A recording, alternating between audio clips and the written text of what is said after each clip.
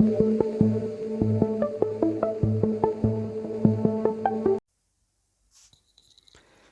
وسهلا بيكم في الفيديو جديد النهارده لتجربه من تجارب الشراء الناجحه من علي اكسبرس. تعالوا نشوف النهارده جبنا ايه وجربنا ايه. ده سرينة بديل للجرز للعجلة او للسكوتر، لو حد عنده ابنه او بنته عندهم سكوتر او عجلة وخايف عليه ان هو يتسرق، وفي نفس الوقت يبقى بديل للجرز اللي موجود في العجلة. فالجهاز ده هايل، قلنا نجربه من علي اكسبرس وما خذلناش بصراحة. طيب، ده عبارة عن ايه؟ ده عبارة عن سرينة عادية خالص، بديل للجرس اللي بيبقى موجود في عجلة الأطفال أو عجلة الكبار. بيتشحن عن طريق اليو اس بي.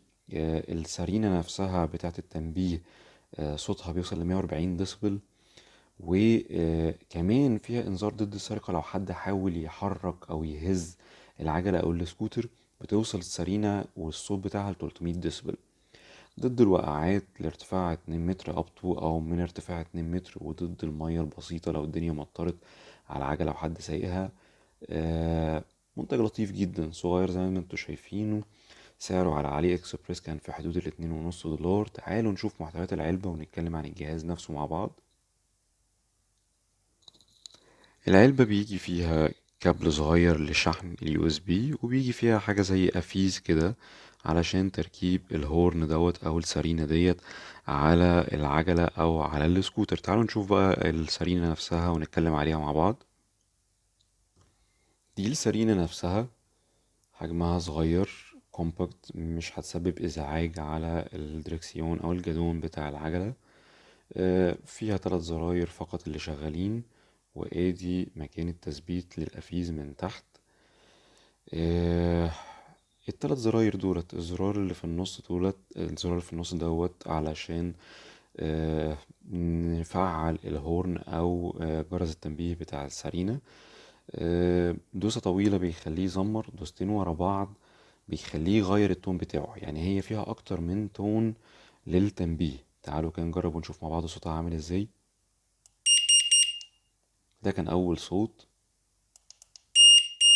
كده هي غيرت الهورن الاولاني، دخلت في الهورن التاني، نشوف صوته عامل ازاي. تعالوا نشوف الصوت التالت. ده كان الصوت التالت.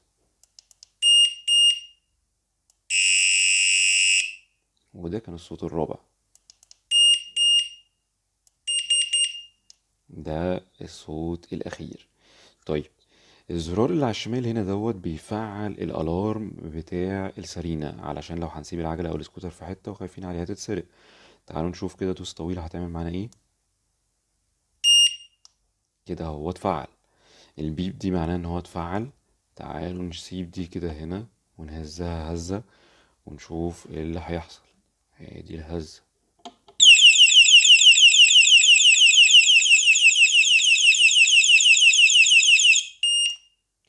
وده كان صوت التنبيه والسرينة الفضيحة اللي هي عملتها علشان تنبهنا ضد السرقة.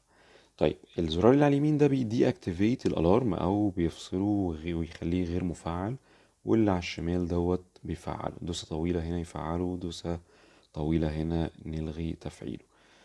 دي ببساطة جدا السرينة. انا شايف ان هي سعرها بالنسبة لأهميتها وان هي تحمي سكوتر او عجلة لأي حد عنده ابن او ابنة بيستخدمهم، فعالة ولطيفة، وتجربة شراء ناجحة من علي اكسبريس. المنتج البلاستيك حتى والخامة اللي معمولة منها محترمة، مش حاجة يعني ضعيفة أو لعبة. وده تقريبا كان كل حاجة عندنا النهاردة في الريفيو البسيط للمنتج اللطيف دوت من علي اكسبريس. ما تنسوش سبسكرايب ولايك، ودعمكم هو اللي بيخلينا نستمر. ميرسي جدا ليكم، ونشوفكم في فيديو جديد إن شاء الله.